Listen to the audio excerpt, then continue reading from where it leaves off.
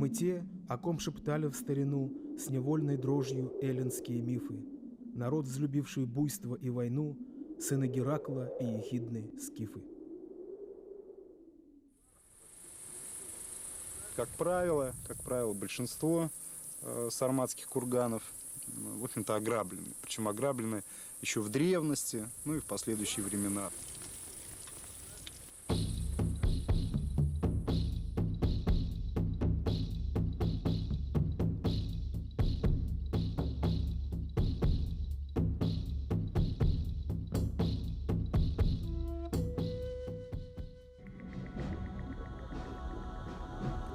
Скифы, дахи, сарматы. Древние греки, вероятно, сказали бы о них сегодня, что мрачный лодочник Харон давно перевез их через темные воды Ахеронта, туда, откуда никто еще не возвращался, или что их имена давно канули в реку забвения лету, и теперь их бледные силуэты блуждают по царству теней неумолимого Аида. О них писали античные баснописцы и историки, упоминали восточные хроникеры, но сами о себе скифы и сарматы ничего не написали. Зато они оставили нам тысячи немых и загадочных курганов.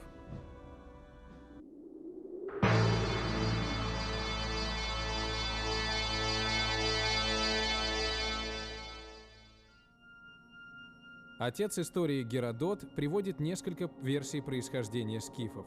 Вот одна из них. У Геракла, оказавшегося в Причерноморье, и змеиногой девы Ехидны родились 3 сына, младший из которых по имени Скиф, сумевший натянуть отцовский лук, получил, согласно воле Геракла, причерноморские степи. Этот сюжет, возможно, изображен на золотом сосуде из крымского кургана Кюляба. Это и ряд других находок на юге Российской империи еще в XIX веке открыли всему миру искусство древних скифов. Правда, произведения эти были выполнены руками греческих мастеров, живших в среде последних. Тогда еще не были известны произведения, собственно, скифо-сарматского искусства, известного под названием скифо-сибирского звериного стиля. Есть, впрочем, и иной рассказ, которому я сам наиболее доверяю, рассказывает Геродот. По этому рассказу кочевые скифы, жившие в Азии, будучи теснимы войною со стороны массагетов, перешли реку Аракс и удалились в киммерийскую землю. При приближении скифских орд киммерийцы в панике бежали через Кавказские ворота в Переднюю Азию. Скифы, преследуя беглецов, ворвались туда же. Было это в VII веке до Рождества Христова. Нашествие северных кочевников до основания потрясло страны Древнего Востока. Египетский фараон капитулировал перед скифами, откупившись от них богатыми дарами.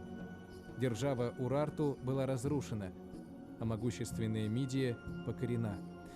Геродот продолжает. 28 лет владычествовали скифы в Азии и своей наглостью, бесчинством привели все там в полное расстройство.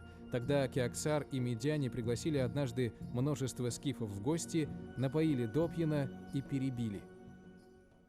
Вот это вот центральное захоронение было, но оно ограблено еще до нас.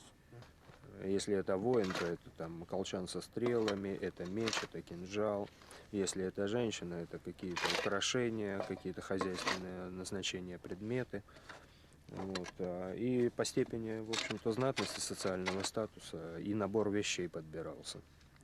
А также, ну, конструкция могилы то же самое. У более знатного курган более высокий, более объемный по диаметру, по количеству трудозатрат. И могила поглубже, иногда пошире, то есть в размерах иногда отличается. У менее знатных, в общем, все просто меньше. Вот что-то такое. Скифы во время своего пребывания на Востоке обучили медян и персов конной стрельбе из лука, а их знать посылала к скифам своих сыновей учиться языку северных кочевников, считавшемуся эталоном арийской речи. Но пьянство, если верить Геродоту, стало причиной конца их владычества в Передней Азии. Страсть скифов к выпивке вошла в поговорки. Греки, желая выпить крепкого, неразбавленного вина, говорили виночерпию: «Подскифь». Ближневосточная эпопея не была для скифов бесплодной. Именно оттуда происходят начатки знаменитого скифского звериного стиля, который в степях Евразии принимает законченную форму и распространяется аж до Забайкалья. Кроме того, скифы переселили в Донские степи большое число медян, от смешения которых со скифами и произошли сарматы.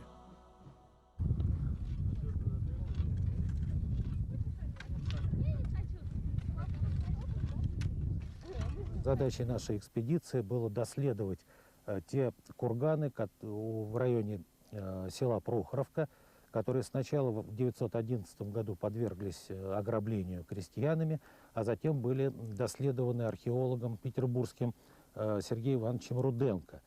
По правде сказать, ехали мы сюда без особой надежды, потому что, судя по отчетам Руденко, сначала курганы были полностью разграблены, а те, которые не были разграблены, он копал большими раскопами, 6-метровыми, крест-накрест, и особых надежд найти что-то у нас не было. Но, к счастью, оказалось, что разграблены были только центральные части курганов, но ни крестьяне, ни Сергей Иванович Руденко в 1916 году еще не знал вот об этой особенности погребального обряда сарматов, когда вокруг центрального погребения они сооружали дополнительные захоронения, которые шли по кругу уже не в центральной части насыпи кургана, а под ее полой. Упомянутый Сергей Иванович Руденко стал впоследствии знаменитым археологом и этнографом, кстати, написавшим фундаментальные исследования Башкиры. А работа академика Ростовцева «Эллинство и иранство на юге России» убедительно доказала факт ираноязычности скифов и сарматов. До этого их считали то славянами, то тюрками, то монголами. Выяснилось, что слагаемые России – это не только славянство, византийство и татарщина, но и самый древний этнокультурный пласт – иранство. И вот поэт Серебряного века Александр Блок, вдохновленный этой мыслью, пишет: «Миллионы вас, нас тьмы и тьмы и тьмы. Попробуйте, сразитесь с нами. Да, скифы мы, да, азиаты мы, с раскосыми и жадными очами».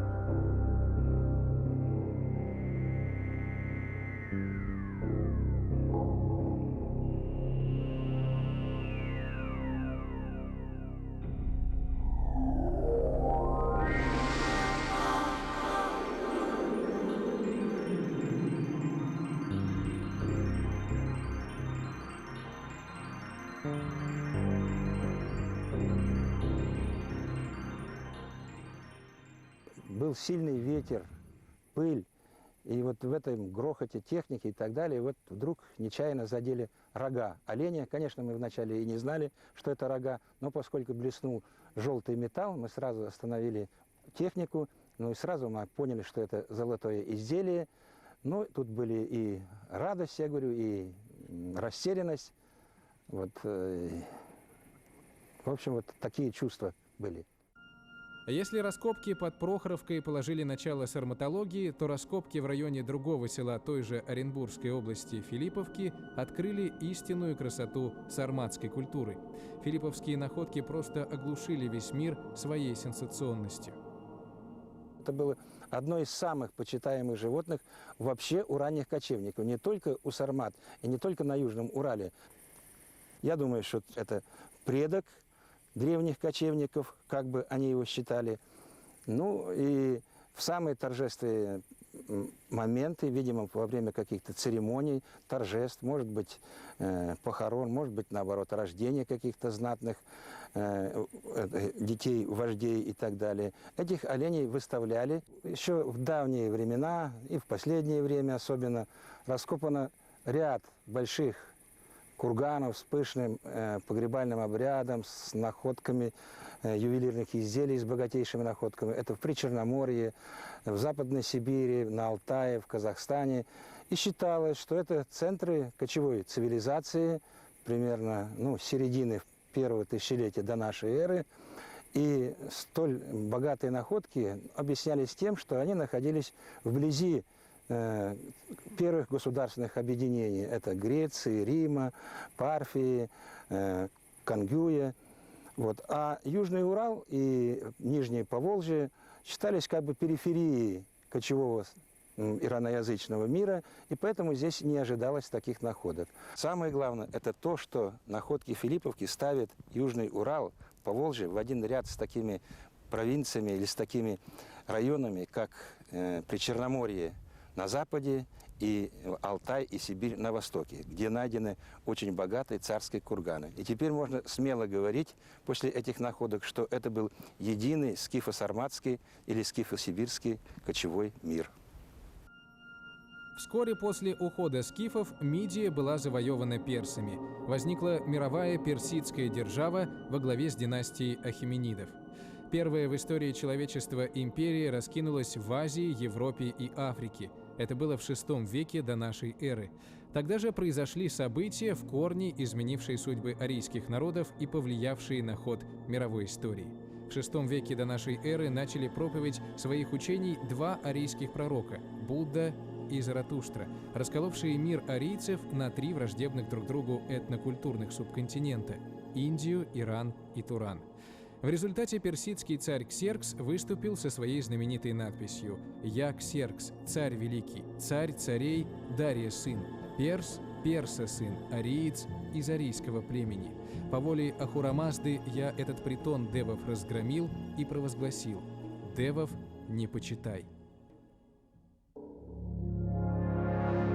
Манифест Ксеркса был всего лишь следствием религиозной реформы пророка Заратуштры, пытавшегося ввести монотеизм через поклонение единому богу Ахура-Мазде.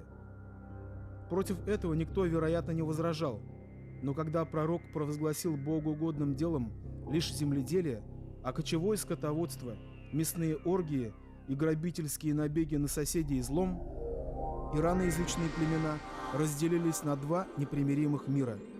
Арии, жившие на юге, в Иране, вняли проповеди Заратуштры, но северные арии, скифы, саки, сарматы, дахи, продолжали поклоняться девам, вести войны и кочевать.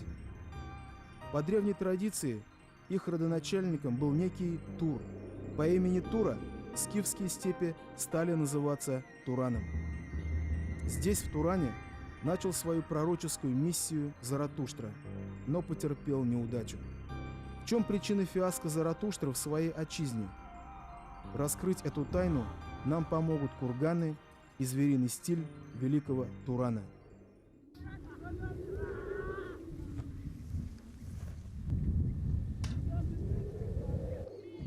Сарматы – это древний ираноязычный народ, который обитал на очень обширной территории так называемой Великой Степи и вел кочевой образ жизни.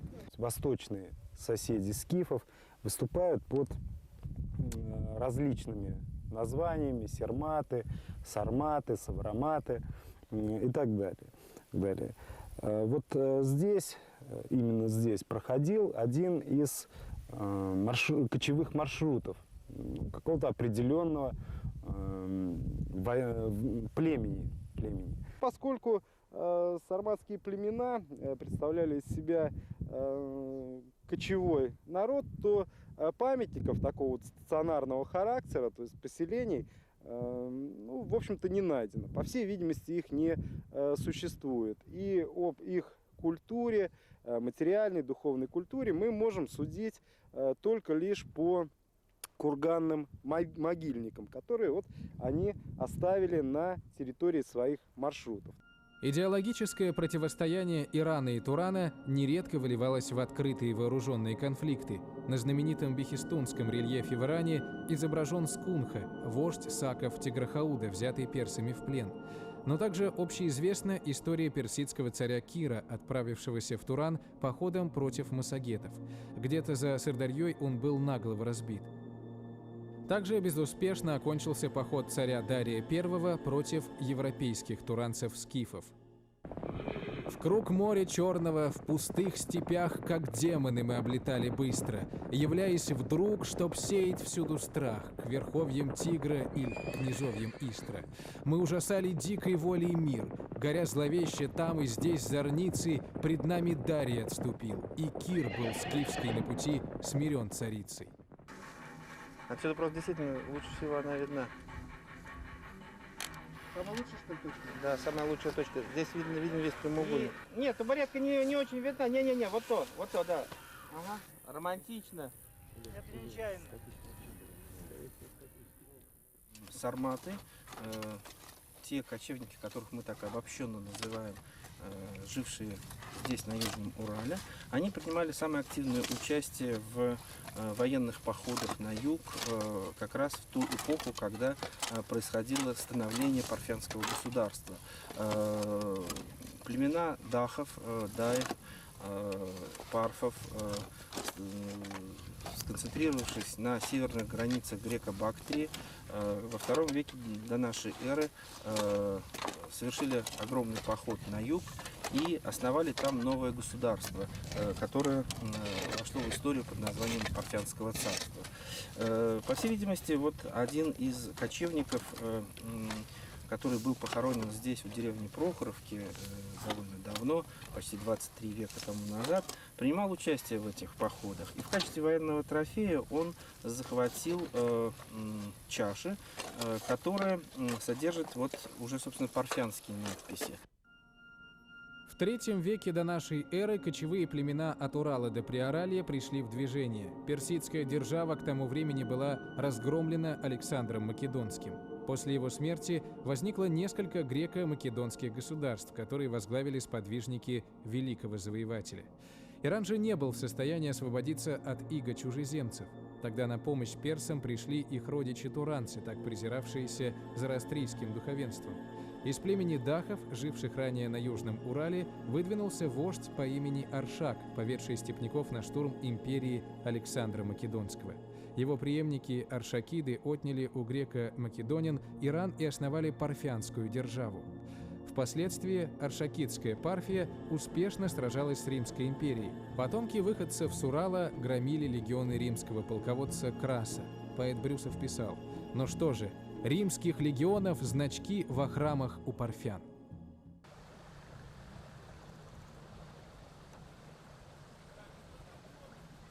Дедушки из святой археологии будут ей всегда преданы. Сильнее! На щеки! Чтоб археологию любить! Сейчас вы принесете клятву, после которой вы станете настоящими археологами. Вы вступите в наши ряды и будете нам равны. Чтобы не разбудить своих сачкующих товарищей.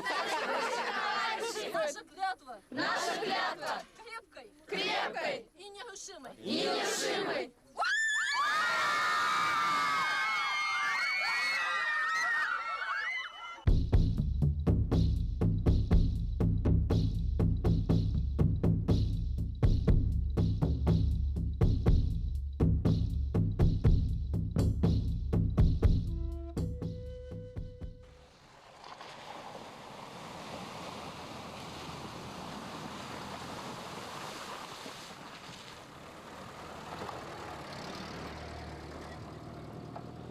Кочевники жили и в Южном Приурале, в степи, в лесостепи, также и в Южном Заурале, там, где мы сейчас находимся. Но что явилось большим открытием для науки, оказывается, кочевники, тех, которых мы называем саками или сарматами, они жили и в горно-степной зоне. Здесь, в хребте Эренды, где множество различных мелких и крупных долинок, известное большое количество кочевнических памятников. Все они шли сюда зачем? Степь, она всегда открыта для войны, для всевозможных сумятиц. Здесь же можно было спокойно пасти стада, приходить на литовки, возможно, даже и на зимовки. Поэтому здесь всегда была критическая масса населения, то есть его здесь было очень много. Вот. И жили они здесь, похоже, вольготно. И вот хутор башкирский, вот, который мы исследуем попутно. И исследуя хутор, ниже мы нашли слои, относящиеся к эпохе бронзы. И люди здесь жили на протяжении как минимум лет 500, во втором тысячелетии до новой эры. А еще ниже пошла стоянка эпохи мезолита. Вот, с замечательным инвентарем, очень красивым. которому место в лучших витринах, лучших музеев. Вот, то есть получается, что здесь жили люди в эпоху камня и в эпоху бронзы.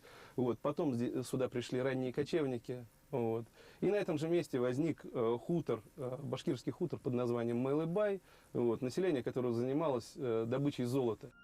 Золотые олени, архары, бараны, верблюды – не просто слепки с фауны скифских степей, а художественное воплощение мировоззрения скифа-сарматов. Мир населен невидимыми духовными сущностями – девами.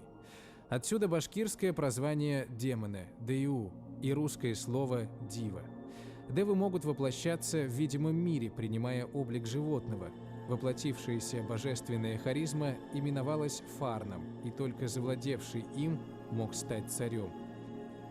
На одном из рельефов эпохи сасанидов изображена сцена божественной инвеституры. Сам бог Ахура-Мазда вручает иранскому шаху венец власти. Зороастрийская Авеста отказывает туранцам в праве быть обладателями божественной харизмы. Ею могут обладать только шахи Ирана, но сами туранцы так не считали. Об этом красноречиво свидетельствуют некоторые филипповские находки.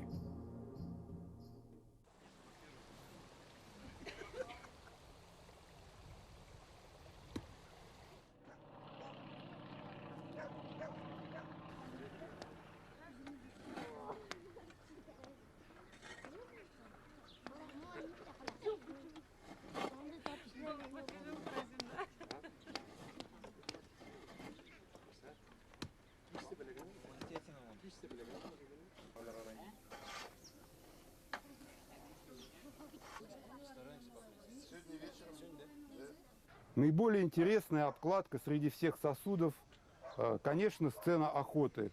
Сцена охоты, где всадники охотятся на степных антилоп сайгаков. Вот эту находку можно интерпретировать как обретение царем фарна. В скифском искусстве, в иранском искусстве сюжет охоты царя на травоядных животных, таких как бараны, козлы, антилопы, всегда обозначает именно приобретение царем вот этой небесной благодати фарна.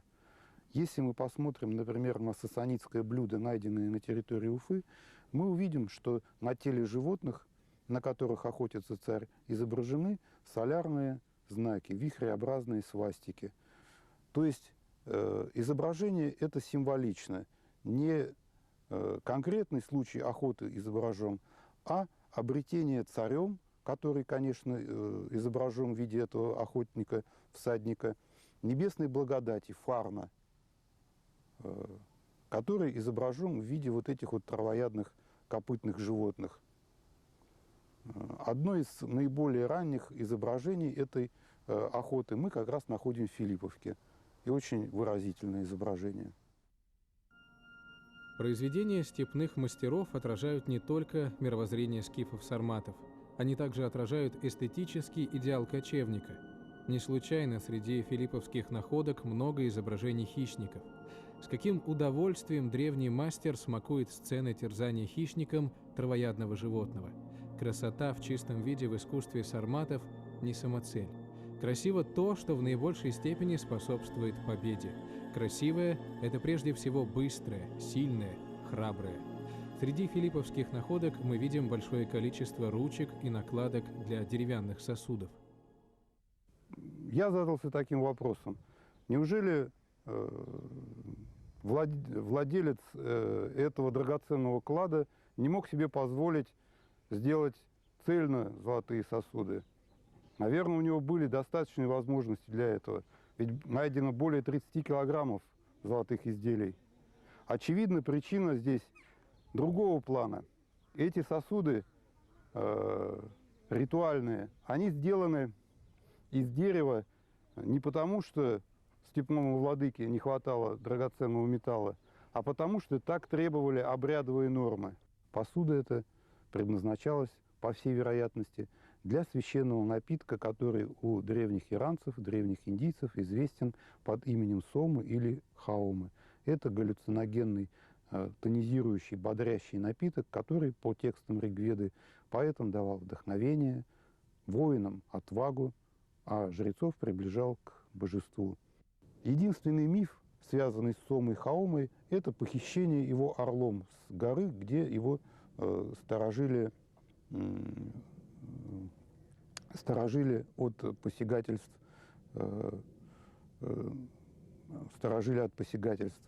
Здесь, на филипповских обкладках, мы также видим многочисленные изображения орлов или хищных птиц в виде орла. Это птица Саена, которая у иранцев называлась Саена Марга, в дальнейшем Симург, Семаргл, уже в славянской мифологии даже она проникла. Образ мифической птицы Симург вошел в фольклор многих народов. В башкирском эпосе «Урал-Батыр» ему соответствует образ Самрау, птичьего царя. На Руси он был известен под именем Семаргл. В среднеперсидское время в иранском эпосе возникает образ другой птицы – Хумай. Человек, оказавшийся под тенью его крыла, становится царем. Одного из шахов династии великих моголов, правивших в Индии, звали Хумаюн, что значит «царственный». Возможно, прообразом Хумая стала тюркская небожительница, покровительница воинов Умай, ведь не случайно в эпосе «Урал-Батыр» Хумай тоже является девой-птицей. Она дочь Самрау Симурга. Хумай известен в русских сказках под именем вещей птицы Гамаюн. Скифо-сарматское наследство не пропало в туне. Оно впитано многими народами Евразии. Оно связало невидимыми нитями братства осетина, казаха, башкира, русского и чеченца. Всех не перечтешь. Кем же были сарматы? Каково их происхождение и кто их потомки? Подавляющее большинство исследователей уверены в их иранском происхождении, но есть и иные точки зрения. Сегодня археологические факты и новые письменные свидетельства о нахождении тюркских рун в Приоралье, в Казахстане, скорее всего и у нас на Южном Урале, говорит во всяком случае о полиэтничности сако-скифского мира. Одна из этих находок этого года на территории Хайбулинского района было найдено святилище, состоящее из 2 стел. Одна из этих стел под слоем мха содержала руноподобную надпись. Сегодня, конечно, мы не можем говорить о том, что это действительно тюркская руника. Это должно быть доказано специалистами, но принадлежность этой надписи к раннему Железному веку или в крайнем случае к Средневековью, к тюркскому миру, она безусловна. Курганы, усеявшие собой все пространство от Дуная до Алтая, являются свидетелями бурной истории степи. Но они не столь немы для соприкасающегося с ними. Нам виделись бесплотные образы сарматских вождей. До нашего слуха доносился топот их бесчисленной конницы, звон их длинных мечей и шум тризн по погибшим воинам.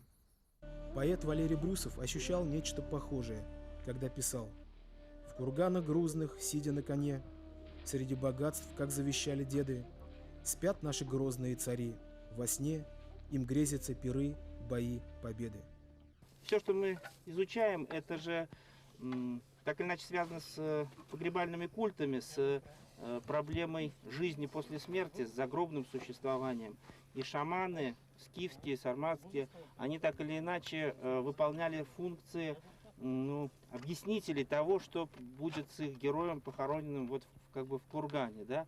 Вот у алтайских шаманов есть такое представление, и вообще в мифологии алтайцев, о том, что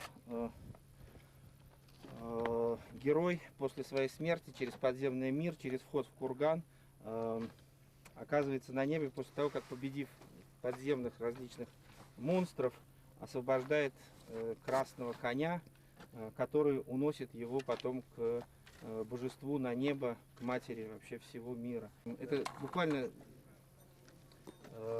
целые такие комиксы созданы были древними ювелирами, показывающие разные страницы вот этого вот загробного путешествия.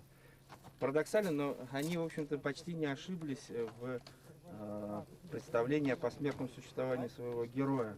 Вот археологи через много веков, вскрыв могилы непотревоженные, сделав этого умершего когда-то героя археологическим объектом, внеся его как бы в элемент нашей современной культуры, сделав его музейным экспонатом, продлевают жизнь, по сути дела, в вечность, да, бессмертие. И вот парадокс, скажем, там алтайские мумии, которые были захоронены где-то 2500 лет тому назад, спустя вот эти самые 25 веков, начинают путешествовать, жить своей какой-то жизнью. Вот у нас алтайские мумии ездили в Италию на выставку вот, искусства ранних кочевников Евразии, вот, где пользовались огромной такой популярностью. В исторической литературе неоднократно озвучивалась точка зрения о генетическом преемстве сарматом башкирского рода Юрматы. Ведь в древнегреческих источниках имя сарматов произносится как Сюрмат. Но это всего лишь гипотеза, требующая более веских доказательств, чем простое созвучие.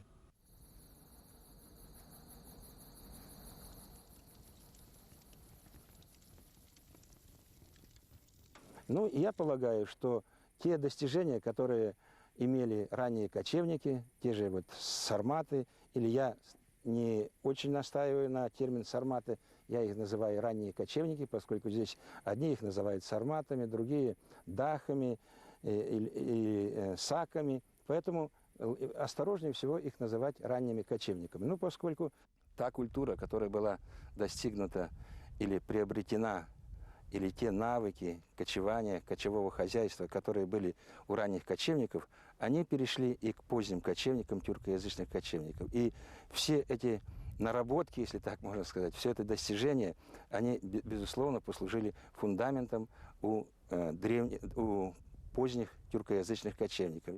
Вот те же печенеги, половцы и позднее кипчаки, ну и среди них, этих кочевников, древних тюркоязычных кочевников, были и башкиры. Они явились прямыми наследниками тех достижений, той культуры, которая была вот в Филипповке. Я так думаю. Если вглядеться в произведение искусства скифа-сарматов, то можно заметить оппозицию двух начал.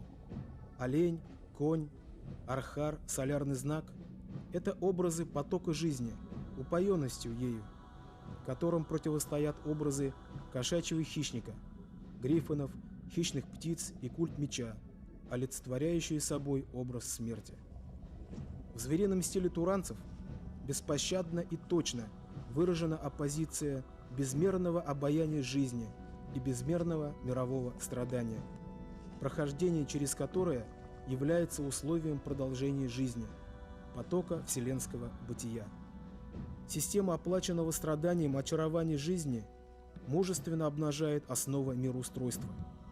Туранцы не пытаются изменить мир проповедью, как Заратуштра, или силой оружия, как царь Ксеркс. Еще меньше они хотят угасать в нирване, как Будда. Они принимают мир таким, каков он есть, а их земляк, Заратуштра, пусть уходит на все 4 стороны. Таков суровый вердикт Турана. И пророк покидает Туран. Вот о чем поведали нам степные курганы. В IV веке от Рождества Христова на Туран обрушился бешеный смерч гунского нашествия. Саки, сарматы, аланы, массагеты были подчинены завоевателями. Арийский Туран пал, чтобы стать Тураном тюркским. Но скифы-сарматы не исчезли. Они живут в нас. В буйстве чувств и первозданном восторге от красоты жизни и смерти чувствуется их прерывистое дыхание.